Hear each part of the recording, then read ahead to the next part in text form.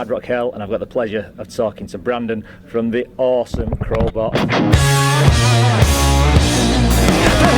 it's coming, so bring it forth. Get your spirit ready to cross over. You won't hide for long outside the dungeon walls. There's no escaping after the hammer falls. Head to the sky goes tumbling down. Cracking a smile as it hits the ground. Once again, Brandon talking me. to us. The last time we spoke was at the Download Festival in June. So what's happened since then for the band? We've pretty much been touring since then. Yeah, I think we were out with Motorhead. Right, yeah. In the States. Yeah. What a tour. Actually, before that, we did a headlining run ourselves. Took a few bands out with us, Wilson and Mothership. Yeah. And toured the States, hooked up with Motorhead and Saxon on the West Coast, Right. and Anthrax on the East Coast for Wow, the what a Motorhead tour. run. Wow. What a tour. It really was. It really was. And, on paper, it sounds awesome. Yeah. But it was really awesome. Yeah.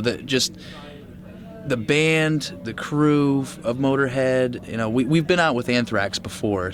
We were out with them on the Volbeat run we did a few months ago. So we knew those guys really well. So it was a really comfortable situation touring with them. But the Motorhead guys are just so awesome. Yeah. It was such a great tour for us, and we got to watch Motorhead every night. It was like pinch me moment every time. What kind of sized venues do Motorhead attract in the States? What size? Fairly sized, like large theaters, like 2,000 to 4,000 Right. capacity rooms, and it was a really good tour for us. And tours like that are sometimes kind of intimidating because Motorhead fans are rabid fans, and they're really proud of Motorhead, and sometimes they just want to see Motorhead.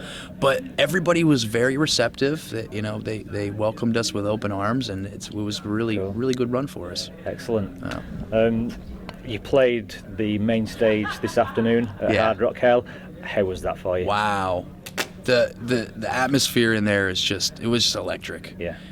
That when the lights came on and we saw there was people all the way to the back of the room, it was just like, man, I can't remember the last time I've seen a crowd like this. Yeah. And it's a really good room as well. Yeah. The acoustics in the room are fantastic. Yeah. It's like an amphitheatre, isn't it? Yeah. And you're playing at the end of it, and it's just the volume just resonates right to the back. Yeah, it's got an awesome vibe too.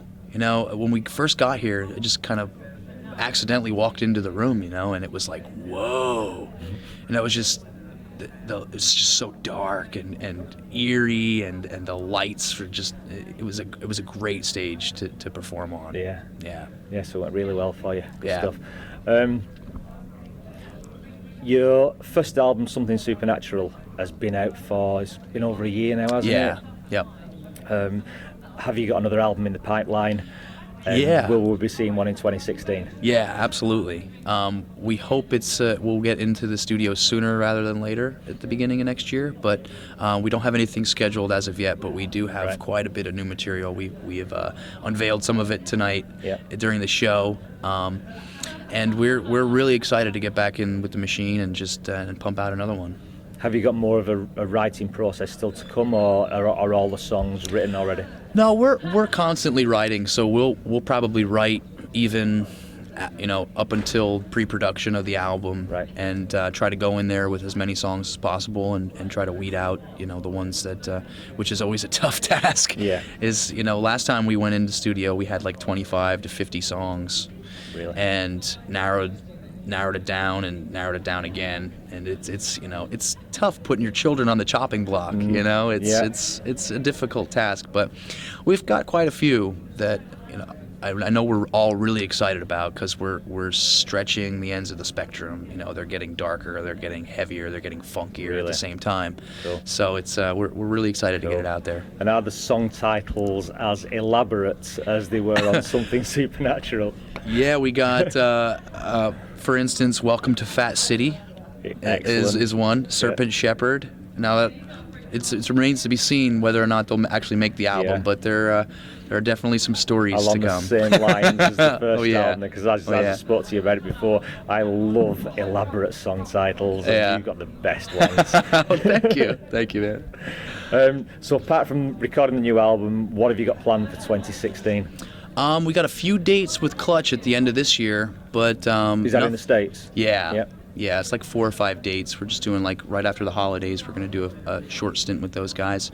But after that, we really don't have anything scheduled.